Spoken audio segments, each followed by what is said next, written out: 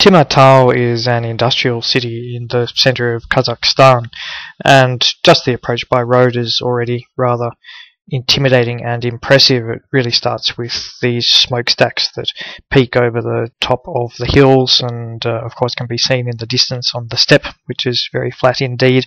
But needless to say, the closer you draw to the town, the more these smokestacks come into focus, and yes, it's quite an impressive experience. I can't think of too many industrial landscapes to match this, but we'll see more of that shortly.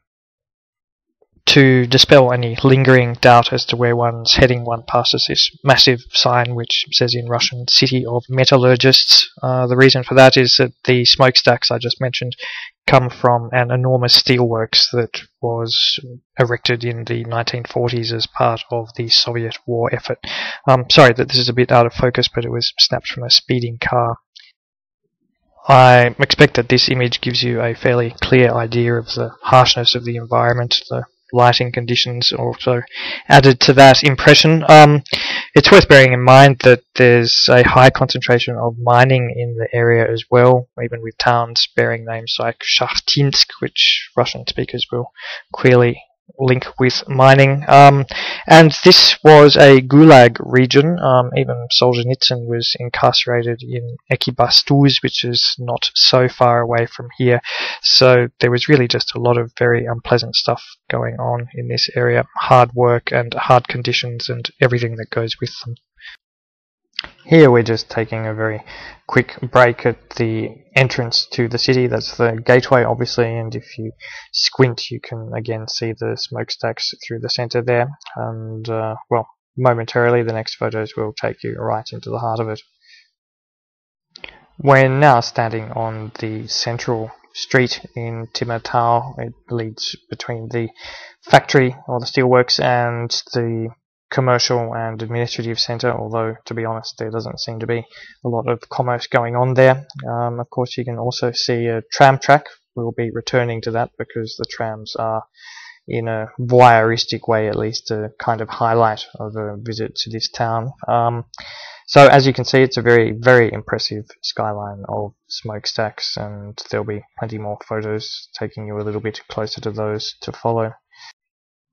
I mentioned earlier that this steelworks was first created in the 1940s. It was actually 1944 to be precise, and obviously was built for purposes of steel production during the Second World War. Kazakhstan was so far away that there was very little prospect of the Germans getting that far, and to this day you can see there's still a sign that points to Yekaterinburg, which is very far away, 1500 kilometers away, but it just goes to show that really the steel that was produced here was intended for Russia, and indeed that continued through much of the Soviet period as well, so it wasn't just the war effort. One of the most notable aspects of these particular steelworks is the fact that Nursultan Nazarbayev, the current Kazakh president, well, he's actually been president for an awfully long time, and there's no sign of that ending in the near future either. He worked in these steelworks as an ordinary worker in the 1960s. It was also here that he joined the Communist Party. He was attracted to the place because of higher wages, but it must be said that anyone who has worked in a blast furnace with sparks flying around and heat of 1250 degrees Celsius certainly knows something about hard work and downtrodden workers. So at the end of the day that would have to reflect well on his personality, and perhaps has something to do with why Kazakhstan is certainly the least despotic and least crazy of the Central Asian republics. I mentioned earlier that there was not much sign of commerce or indeed any great life on the streets when I was there. I guess the weather didn't help very much because of course it was raining and there was a very cold wind slicing the streets into small slivers. But this particular photo appealed, for want of a better word I guess, because it was on a club/restaurant which obviously had higher aspirations, and I think you can see more or less what the locals thought of those.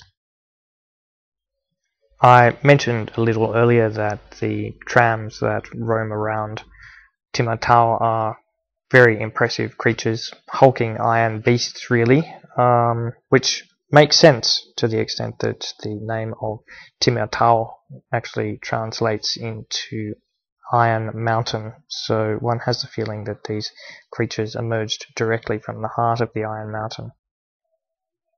So one of the most interesting things that you can really do if you ever come to Temirtau is to sit in the belly of the beast and go through the streets in one of these trams. They cost very, very little, and you just sit there and go to the end of the line and back again. And I have to say that every new vista that reveals itself to you as you move very, very slowly along the tracks is quite astonishing. Not necessarily uplifting, but for those with curiosity and an eye for these kinds of environments, it's pretty stunning stuff, so I can't recommend it enough.